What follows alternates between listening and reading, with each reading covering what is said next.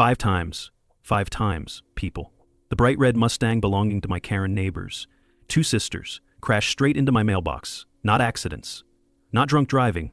On purpose. Brenda and Sharon Bloom thought they could bully me off the block by turning my mailbox into their personal demolition course. Big mistake, because what happened next? It wasn't just about the mailbox anymore. Things escalated fast. You ever seen someone take suburban pettiness to a level that feels criminal? This story went from weird to insane real quick, and I caught all of it.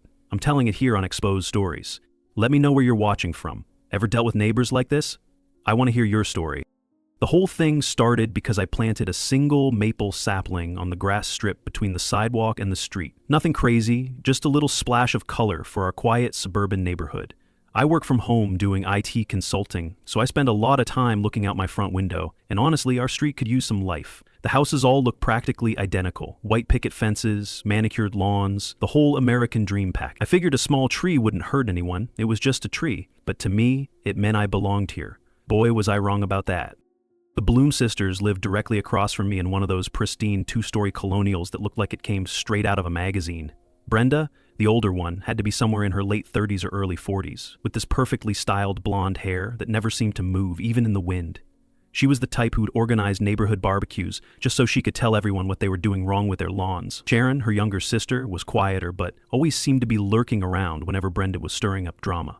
They'd moved in about 2 years before me, and from what I gathered from casual conversations with other neighbors, they considered themselves the unofficial guardians of our street's aesthetic standards. I should have seen the red flags then, but honestly, I just wanted to mind my own business and grow a tree. About a week after I planted the maple, I started noticing Brenda walking by my house more frequently than usual. She'd slow down as she passed, staring at the little sapling like it was some kind of invasive species threatening the entire ecosystem. There was something oddly personal about her stare. Not like someone annoyed by a landscaping choice, more like someone who saw it as a challenge. I remember standing there, watering the sapling one afternoon and wondering, had I unknowingly started some kind of war? When she saw me watching from the window, she quickly looked away and picked up her pace. I figured she was just one of those nosy neighbors every street seems to have. Looking back, I should have known she was planning something. The complaints started almost immediately. Not to me directly, of course, that would have been too straightforward for someone like Brenda. Instead, I started hearing whispers from other neighbors about how someone was concerned about the new tree blocking sightlines for drivers, even though it was barely 3 feet tall and about as thick as my thumb. Mrs. Patterson from 2 houses down mentioned that she'd heard concerns about property values being affected by unauthorized landscaping changes. The way these comments kept coming back to me, always vague and always secondhand, told me exactly who was spreading them around the neighborhood. I overheard her one afternoon telling our elderly neighbor that his lawn gnomes cheapened the neighborhood's spirit. She wasn't joking. The man actually started moving his decorations inside after that conversation. Then came that Tuesday morning in early October. I woke up, made my coffee, and walked outside to grab the newspaper. Yes, I still get the physical paper, don't judge me, when I saw it. My mailbox, which had been standing perfectly upright when I went to bed, was now lying flat on the ground. The metal post was bent at an odd angle, and there were scratches on the mailbox itself that looked suspiciously like red paint. The metal reeked of engine heat, and the dented curve reflected the morning sun like a bruise. For a few seconds, I just stood there, blinking at the mess like it might rearrange itself. I even checked my phone for some kind of security app, then realized I didn't have one yet. That's how little I expected this to be anything but random. My first thought was that maybe some teenager had hit it while learning to drive, or perhaps someone had been drinking and lost control. Accidents happen, right? I spent the better part of that morning straightening the post and hammering it back into the ground. The mailbox itself was dented but functional, so I figured I'd just live with it. As I worked, I noticed Brenda in her front yard, supposedly tending to her flower beds, but clearly watching me. Every time I looked in her direction, she'd quickly focus on her gardening, but I could feel her eyes on me whenever I turned away. There was something about the way she was observing my repair efforts, this slight smile playing at the corners of her mouth that made my skin crawl. It wasn't the expression of someone sympathetic to a neighbor's minor misfortune. It was the look of someone who knew exactly how that mailbox had ended up on the ground.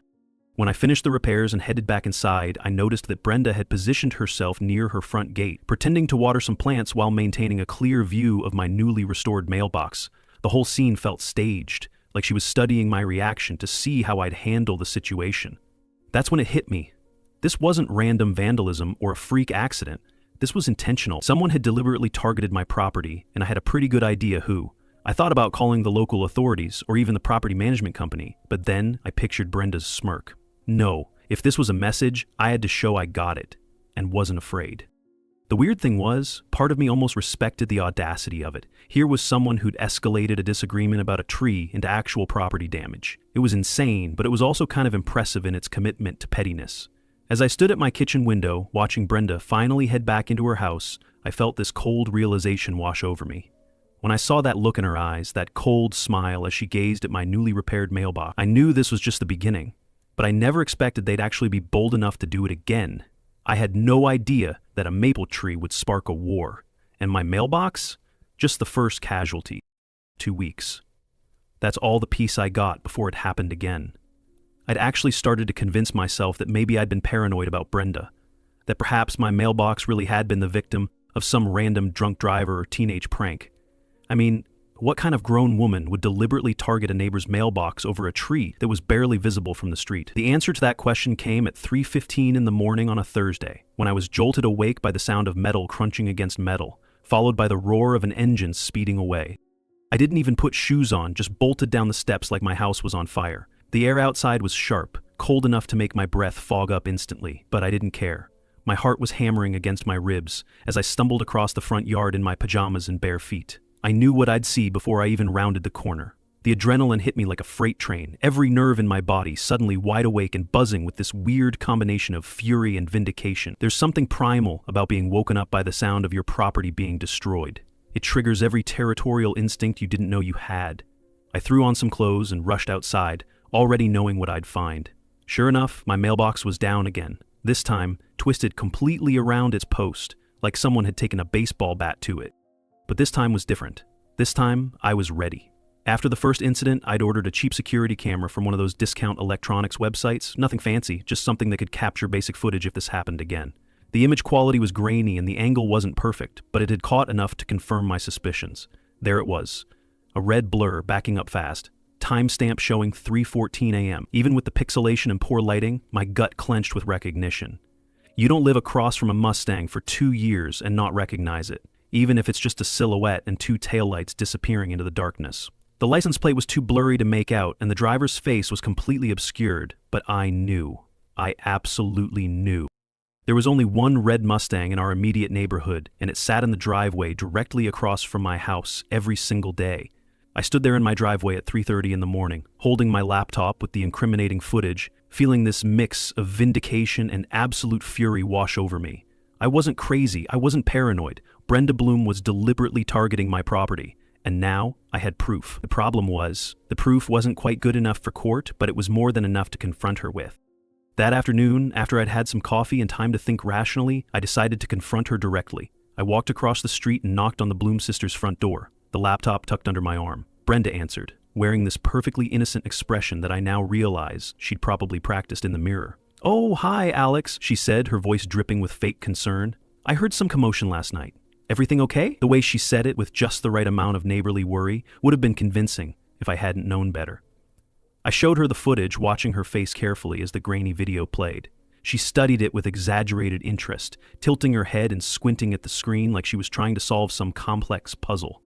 "Well, that certainly looks like a red car," she said finally, her tone maddeningly neutral. She glanced at the screen like I'd shown her a weather report. Oh dear, red cars can be so dangerous in low light. I clenched my jaw. She was enjoying this. No fear, no guilt, just the smug calm of someone who thinks they're untouchable. "But honestly, Alex, the image is so unclear it could be anyone's vehicle.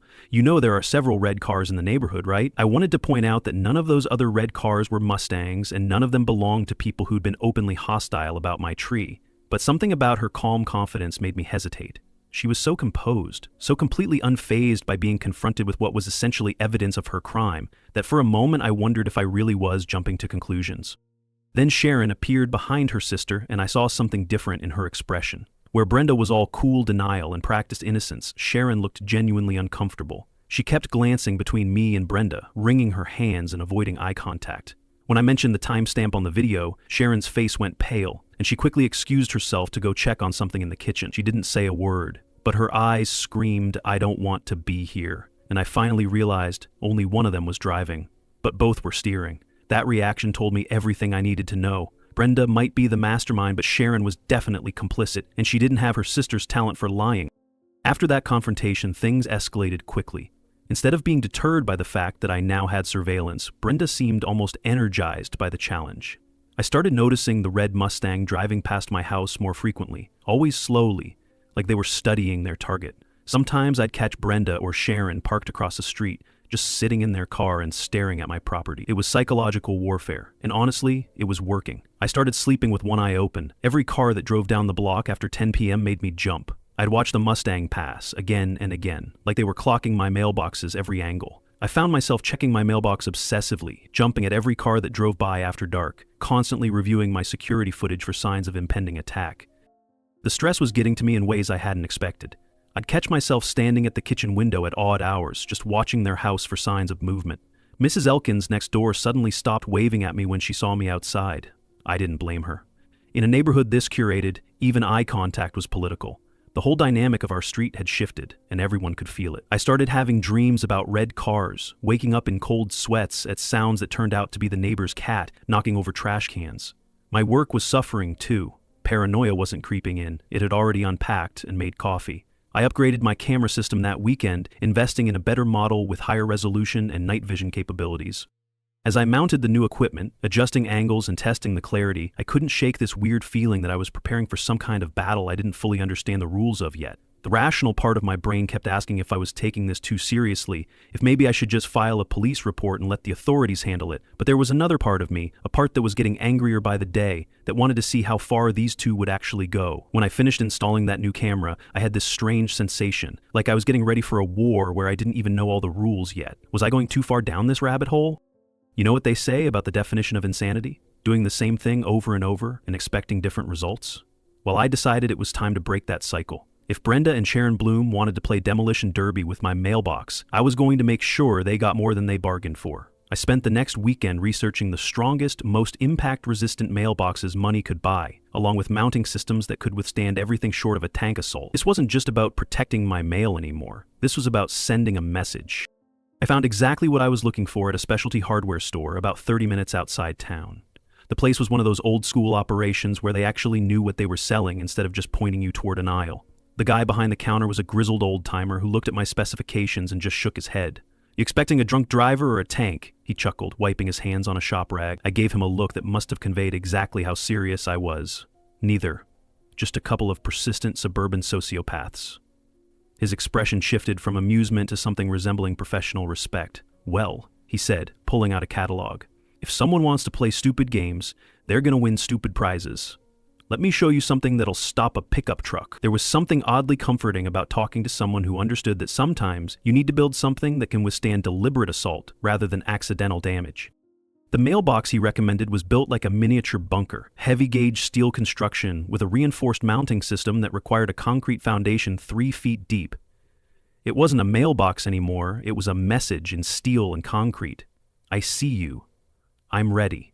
I bought everything he recommended, plus some extra reinforcement materials that probably violated several neighborhood aesthetics guidelines. The installation took me the better part of a Saturday, digging out the old post and mixing enough concrete to anchor a flagpole. By hour 4, I was knee-deep in concrete mix and YouTube tutorials, my clothes covered in cement dust and my hands raw from handling steel posts.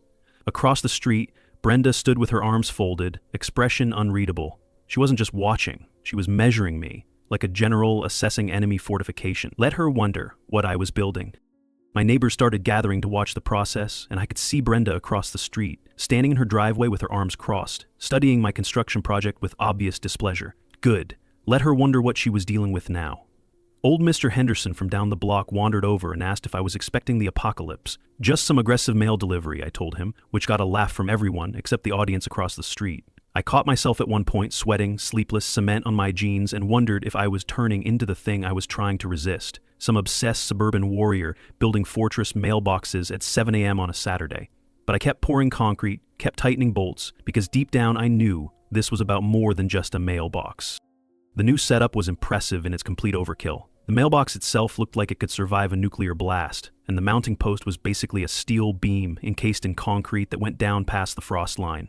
I'd positioned my upgraded security camera to capture the perfect angle, with crystal clear night vision that could probably read a license plate from 2 blocks away.